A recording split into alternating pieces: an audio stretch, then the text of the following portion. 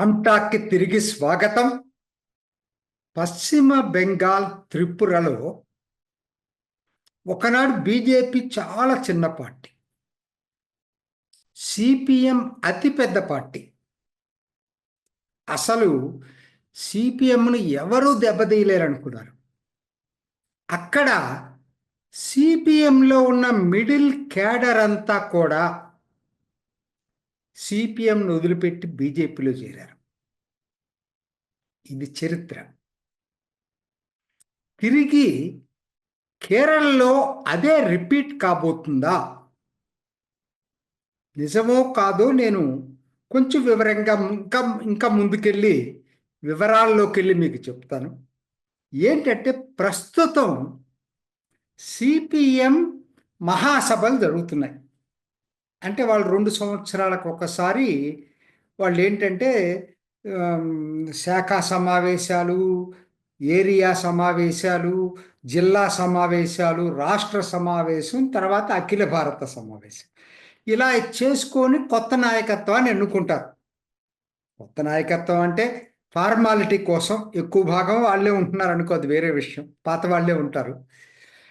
అయితే ఇక్కడ ఇప్పుడు కేరళలో మిగతా రాష్ట్రాలతో పోలిస్తే మొదటి నుంచి కొంచెం డెమోక్రటిక్గా ఉండేది. మిగతా రాష్ట్ర శాఖలతో పోలిస్తే, మిగతా పార్టీలతో పోల్చట్ల నేను, సిపిఎం మిగతా రాష్ట్ర శాఖలతో పోలిస్తే. ఎందుకంటే ఈఎంఎస్ నమోద్రాబాద్ లాంటి వాళ్ళు కొంచెం మేధావులు కాబట్టి వాళ్ళు దీన్ని అప్పట్లోనే ఇది ఒక డెమోక్రటిక్ పార్టీగా తయారు కావాలనేది ఆయన ఆకాంక్ష. అది కాకపోయినా అందుకని మిగతా రాష్ట్ర పార్టీలతో పోలిస్తే ఇక్కడ కొంచెం బెటర్గా ఉందని అనుకోవాలి. అక్కడ ఇప్పుడు సమావేశాలు జరుగుతున్నాయి. ఇప్పుడు అయిపోయిన నవంబర్కి ఏరియా కమిటీ సమావేశాలు అయిపోయినాయి. ఇప్పుడు డిసెంబర్ నుంచి మొదలయ్యి ఫిబ్రవరి దాకా జిల్లా సమావేశాలు జరుగుతాయి. ఈ ఏరియా సమావేశాల్లోనే ఎన్నో మార్పులు, ఎంతో గ్రూపు తగాదాలు బయటపడ్డాయి. ముఖ్యంగా దక్షిణ కేరళలో, మొత్తం కేరళలో అని చెప్పలేను కానీ మనకిప్పుడు వచ్చిన వార్తల్ని బట్టి చూసేటట్టయితే దక్షిణ కేరళలో రాష్ట్ర మహాసభ మార్చి 6 నుంచి 9 ఉంటుంది. ఈ లోపల ఈ సమావేశాలు, నవంబర్లో జరిగిన సమావేశాల్లో ఎక్కడెక్కడని చూసుకున్నప్పుడు ప్రధానంగా అల్లపూజ, అట్లానే కొల్లం, తిరువనంతపురం, పట్టణంతిట్ట, పాలక్కాడ్. ప్రధానంగా ఇది దక్షిణ ప్రాంతం. పాలక్కాడ్ మరి దక్షిణంలోకి కూడా వస్తుంది అనుకుంటే అది మొత్తం దక్షిణ ప్రాంతమే. సో ఈ ప్రాంతాల్లో బయటపడ్డాయి, బాగా ఓపెన్గా బయటపడ్డాయి. అవి ఏంటో ఒకసారి చూద్దాం. బిపిన్ సి బాబు, ఈయనను చూసుకునేటట్టయితే బిపిన్ సి బాబు కాయంకులం, అల్లపూజ జిల్లాలోని Kayamkulam area secretary, area committee member, జిల్లా పంచాయత్ అంటే మన జిల్లా పరిషత్ అంటాం కదా, దాంట్లో జెడ్పీటీసీ అనుకోండి ప్రస్తుతం. ఒకనాడు ఈయన జిల్లా పరిషత్కి, ఆలపూజ జిల్లా పరిషత్కి వైస్ ప్రెసిడెంట్గా చేశాడు. ముత్తుకులం బ్లాక్, ఆ బ్లాక్కి ప్రెసిడెంట్గా చేశాడు. అసలు అల్లపూజ డివైఎఫ్ఐ ప్రెసిడెంట్గా చేశాడు. ఎస్ఎఫ్ఐ జిల్లా ప్రెసిడెంట్గా కూడా చేశాడు. ఈయన చరిత్ర ఇది. కేరళ యూనివర్సిటీలో కూడా సెనెట్ మెంబర్గా చేశాడు. అంటే కొంచెం ఒక స్థాయి ఉన్నటువంటి నాయకుడు. ఈయన మీద ఎప్పుడో 2023లో ఆ డొమెస్టిక్ అఫైర్స్ మీద ఏదో దీని మీద ఆయన డిమోట్ చేశారు ప్రమోషన్ నుంచి. సరే, విషయాలు ఏంటది కావచ్చు. ప్రస్తుత పరిస్థితి ఇది. ఈయన ఒక వారం క్రితం బీజేపీలో చేరాడు. స్వయంగా తరుణ్ చుగ్ వచ్చి ఇక్కడ ఆయన చేర్పించుకున్నాడు. అంటే ఆయన ఫాలోయింగ్ ఉందనే కదా అక్కడ ఆలపూజ జిల్లాలో. ఆయన చెప్పిన విషయాలంటే చాలా ఆశ్చర్యంగా ఉంది. ఆయన ఏమంటాడంటే, ఈ జిల్లా ఇవాళ కమ్యూనల్ ఫోర్సెస్ నడుపుతున్నారు. ఓ particular section of community outfit ఇంకొంచెం అడుగు ముందుకేసి కొంతమంది పిఎఫ్ఐలో ఒక సెక్షన్ ఇవాళ సిపిఎం జిల్లాని ప్రభావితం చేస్తుందని కూడా చెప్తున్నారు. ఈ జిల్లా సెక్రటరీ పేరు ఆర్ నాజర్. ఈయన ఇక్కడ చాలా జరిగినాయి. ఈ ఆలపూజ ఇవాళ మొన్న పోటీ చేసింది శోభా సురేంద్రన్ ఇక్కడే. ఒక్కసారి వీళ్ళ ఓటింగ్ పర్సంటేజ్ పెరిగింది అక్కడ. నిన్న దీని మీద సురేంద్రన్ ఏం చెప్తున్నాడంటే, లోక్సభలో కూడా ఆలపూజాలకు వచ్చేసరికి వయలార్ అండ్ పున్నప్ర ఏరియాలు ఒకనాడు ఈ రెండు చాలా ఫేమస్. వయలార్ పున్నప్ర అంటే కేరళ కమ్యూనిస్టు చరిత్రలో చాలా ఫేమస్. ఈ ఏరియాల్లో బీజేపీకి లోక్సభలో గణనీయంగా ఓట్లేశారు. సిపిఎం నుంచి సిపిఎం స్ట్రాంగ్ హోల్డ్స్ ఇవి, అక్కడ బీజేపీ గణనీయంగా ఓట్లేశారని ప్రకటన చేశాడు ఆయన. ఇదొక్కటే కాదు, మీరు జాగ్రత్తగా వినాల్సింది ఏంటంటే, ఇక్కడ ఇంకొక సీనియర్ లీడర్ ఉన్నాడు, జి సుధాకరన్. ఆలపూజ ఒకనాడు జిల్లా కార్యదర్శిగా చేసిన వ్యక్తి, మొన్నటిదాకా 2021 దాకా రాష్ట్ర మంత్రిగా చేసిన వ్యక్తి. ఈయన ఇవాళ టోటల్గా వాళ్ళతోటి విభేదించి, అంటే ఆయన ఈసారి మంత్రివర్గంలో లేడు, ఆయన మీద డిసిప్లినరీ యాక్షన్ తీసుకున్నారు. అంటే పూర్తిగా పార్టీ నుంచి తీసేయలేదు, కానీ వాళ్ళ సిస్టమ్స్ వేరే ఉంటాయి. ఆయన డిమోట్ చేశారు. ఆయన దాంతో కొంచెం మనసు కలత చెంది దీంట్లో ఉన్నాడు. ఇటీవల ఆయన్ని కేసీ వేణుగోపాల్ వచ్చి కలిశాడు. కేసీ వేణుగోపాల్ నేను పరిచయం చేయాల్సిన పని లేదు మీకు. ఆయన వచ్చి కలిశాడు ఈయన్ని. అట్లనే బీజేపీ రాష్ట్ర ఉపాధ్యక్షుడు గోపాలకృష్ణన్ కూడా వచ్చి కలిశాడు. సో అటు కాంగ్రెస్ ఇటు బీజేపీ ఈయన్ని చేయటానికి ప్రయత్నం చేస్తున్నాయి. ఇది కూడా అల్లపూజనే. ఇందాక నేను చెప్పిన బిపిన్ సి బాబు ఆల్రెడీ ఆయన ఏంటి బయటకు వచ్చేసేసి రాజీనామా చేసి బీజేపీలో చేరిపోతా ఆయన చెప్పిన మాట ఇది. సుధాకరన్కి పార్టీ అన్యాయం చేసింది, అది చూసే నేను చేరుతున్నానని చెప్పాడు. అది అయిపోయిన 3-4 రోజుల్లో, 2 రోజుల క్రితం అనుకుంటాను, మధు ముల్లస్సెరి, ఇంకొక ఆయన మధు ముల్లస్సెరి, ఈయన Mangalapuram area committee secretary. Area committee అంటే పెద్దదనమాట. ఏరియా కమిటీ సెక్రటరీ అంటే జిల్లా కమిటీ తర్వాత స్థాయిలో కొన్ని ఏరియా కమిటీలు ఉంటాయన్నమాట. ఈ మంగళాపురం ఏరియా కమిటీ సెక్రటరీగా ఉన్న తిరువనంతపురం జిల్లా ఇది. ఇక్కడ ఆయన కొడుకు మిథున్ ముల్లస్సెరి, ఈయన డివైఎఫ్ఐ జిల్లా కమిటీ మెంబరు. వీళ్ళిద్దరూ కూడా సిపిఎంకి రాజీనామా చేసి ఇప్పుడు బీజేపీలో చేరారు. అల్లపూజలో అట్లానే మీకు ఈ తిరువనంతపురంలో సురేంద్రనే నిన్న వచ్చి చేర్చుకున్నాడు. ఆయన చెప్పడం ఏంటంటే, ఇంకా చాలామంది చేరబోతున్నారు, మేము తిరువనంతపురం మొత్తం కూడా పబ్లిక్ మీటింగ్స్ అరేంజ్ చేయబోతున్నాం అని చెప్తున్నాడు. ఎందుకంటే మీరు మర్చిపోవద్దు, తిరువనంతపురంలో లాస్ట్ టైము కొద్ది తేడా పోటీ కాంగ్రెస్ శశి థరూర్ కను తర్వాత ఈ రాజీవ్ చంద్రశేఖర్కి మధ్యనే జరిగింది. సిపిఎం 3rd ప్లేస్లో ఉంది. మనం మర్చిపోవద్దు, సిపిఐ పోటీ చేసినట్టుంది, 3rd ప్లేస్లో ఉంది. సో ఇవాళ తిరువనంతపురంలో సెకండ్ టఫెస్ట్ కొన్ని అసెంబ్లీ నియోజకవర్గాల్లో బీజేపీకి మెజారిటీ వచ్చింది. ఆ తిరువనంతపురం జిల్లాలోనే ఇప్పుడు ఈతను చేరటం జరిగింది. అట్లానే అల్లపూజ చెప్పాను కదా, అల్లపూజలో కూడా పోయిన శోభా సురేంద్రన్ పోటీ చేస్తుంటాడు. ఈ బిపిన్ సి బాబు ఒక విధంగా మధు ముల్లస్సెరి కన్నా పెద్ద లీడరే, ఆయన వచ్చి చేరటం జరిగింది. సో ఇదంతా సుధాకరన్ ఇవాళ ఇంటి దగ్గర కూర్చుంటున్నాడు.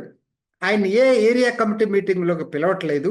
వీళ్ళందరూ ఎలిగేషన్ ఏంటంటే, ఇవాళ ఒక కమ్యూనల్ ఫోర్సెస్ ఇవాళ జిల్లా స్థాయి నాయకత్వంలో క్యాప్చర్ చేసి మిగతా వాళ్ళని పక్కకు నెట్టేస్తుందని. ఆర్ నాసర్ అనేటువంటి వ్యక్తి. సో ఇదండి, ఇదొక్కటి చోటే కాదండి, ఇంకా కూడా ఇవాళ జరుగుతున్నాయి చూస్తుంటే. కొల్లం రేపు రాష్ట్ర సదస్సు జరిగే కొల్లంలో కరునాగపల్లి ఏరియా కమిటీ ఈ మీటింగ్ జరిగితే, మీటింగ్కి ముందు అక్కడ ఇంపార్టెంట్ లీడర్ ఇద్దరిని బంధించేశారు ఇంట్లో పెట్టి.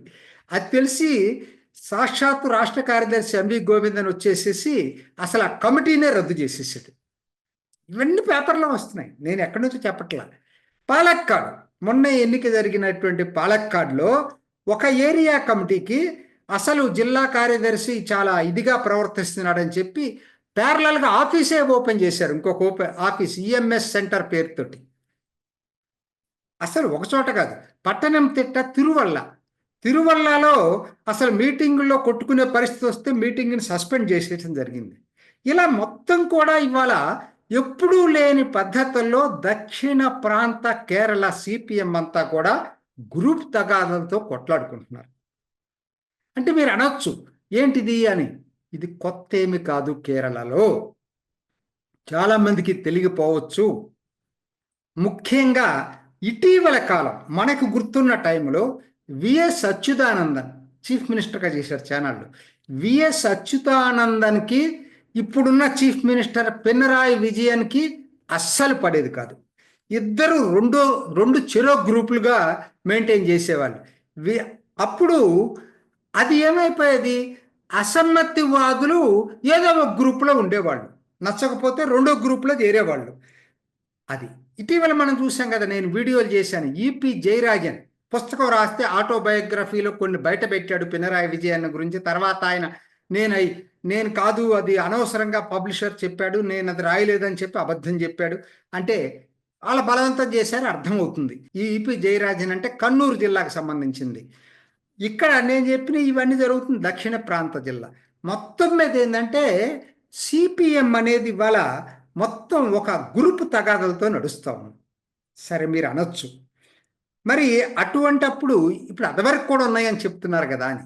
అప్పటికి ఇప్పటికి తేడా ఏంటంటే, అప్పుడు గ్రూపు తగాదాలు ఉంటే వీళ్ళు పినరాయి విజయన్ గ్రూపు నచ్చని వాళ్ళు విఎస్ అచ్యుతానందన్ గ్రూప్లో ఉండేవాళ్ళు, విఎస్ అచ్యుతానందన్ నచ్చని వాళ్ళు పినరాయి విజయన్ గ్రూప్లో ఉండేవాళ్ళు. ఇప్పుడు వీళ్ళకి రెండోది లేకుండా అయిపోయింది.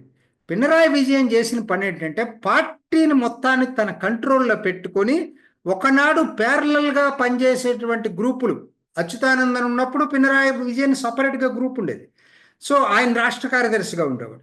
సో ఇప్పుడు ఆ రెండు గ్రూపులు లేకుండా ఏకఛత్రాధిపత్యంగా తీసుకొచ్చుకున్నాడు సిపిఎంని పినరాయి విజయన్. మోనాపలి మొత్తం కూడా మంత్రివర్గం కూడా చూడండి, అందరిని తొలగించేశాడు. సీనియర్స్ ఎవరో కూడా గ్రూపులు రేపొద్దున వీళ్ళకి ఎక్కడ ఇన్ఫ్లుయెన్స్ వస్తుందో వాళ్ళందరం తీసేసి కొత్త వాళ్ళని తీసుకున్నాడు. మంత్రులు కూడా ఆయన ఒక్కడ తప్పితే. ఆయన 80 సంవత్సరాలు ఉంటే ఆయన కంటిన్యూ కావచ్చట, మిగతా వాళ్ళు కంటిన్యూ కాకూడదట. దీనికి పోలిట్ బ్యూరో అంతబడింది. ఇవాళ ఏమైపోయింది, ఇప్పుడు వీళ్ళు ఎక్కడ పోతారు? అసమ్మతి ఉంటే ఎక్కడికి జిల్లా కార్యదర్శుల మీద చాలా సంతృప్తి ఉంది, ఎక్కడికి పోవాలి వీళ్ళు? సో బయటకు వచ్చిన వాళ్ళు ఏంటి, వాళ్ళ వేరే దారులు చూసుకుంటున్నారు. ఒక్కనాటిలాగా రెండు ఫ్యాక్షన్స్ ఉన్నప్పుడు రెండో ఫ్యాక్షన్ వైపు చూసేవాళ్ళు, ఇప్పుడు వేరే దారులు చూసుకుంటున్నారు. తిరువనంతపురంలో ఆలపూజలో బీజేపీ వైపు చూస్తున్నారు. కారణం ఏంటంటే అక్కడ బీజేపీ స్ట్రాంగ్గా ఉంది. తిరువనంతపురం అసలు చెప్పాల్సిన పని లేదు. ఆలపూజ ఇటీవల బాగా స్ట్రాంగ్గా తయారైంది. సో ఇవాళ ఏదైతే మీరు అనొచ్చు, మరి పశ్చిమ బెంగాల్ త్రిపుర లాగా ఎన్మాస్ సిపిఎం నుంచి బీజేపీకి షిఫ్ట్ అయ్యే అవకాశం ఉందా అంటే ప్రస్తుతం అయితే లేదనే అనిపిస్తుంది నాకైతే. ఎందుకంటారా, ఇది ఈ వచ్చే అసమ్మతి ఒక ఆర్గనైజర్గా లేదు. అప్పుడు విఎస్ పినరాయి విజయన్ దీంట్లో రాష్ట్ర వ్యాప్తంగా గ్రూపులు ఉండేవి వాళ్ళిద్దరికి. ఇవాళ అంత ఆర్గనైజర్గా ఇవి వచ్చేవాళ్ళు లేరు. అది పర్టికులర్గా ఇవాళ దక్షిణ ప్రాంతంలోనే వచ్చింది, కొన్ని జిల్లాల్లోనే.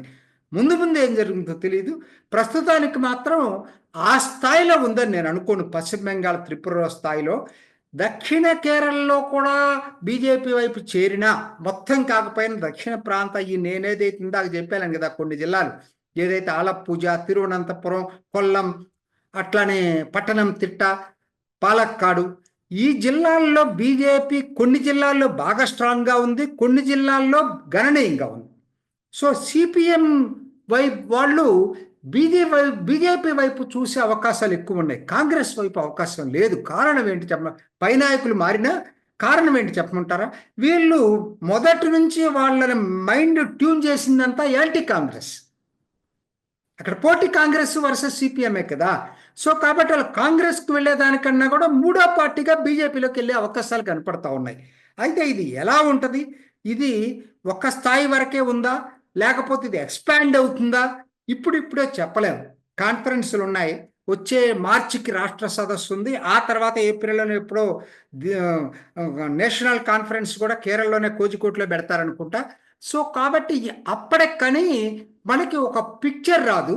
ఏది ఏమైనా ఒక్కటి చెప్పగలను నేను, 2026 అసెంబ్లీ ఎన్నికలకు మాత్రం ఖచ్చితంగా బీజేపీకి దీనివల్ల లాభం జరగబోతా ఉంది.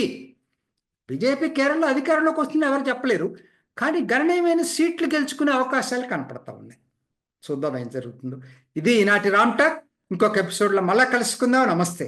చూసారు కదండి, మరి ఈ వీడియో కనుక మీకు నచ్చినట్లయితే ఒక లైక్ కొట్టేసి మీ అభిప్రాయాన్ని కూడా కామెంట్ బాక్స్లో తెలియజేస్తూ ఇలాంటి ఇంట్రెస్టింగ్ అప్డేట్స్ కోసం మా ఛానల్ని సబ్స్క్రైబ్ చేసుకోండి.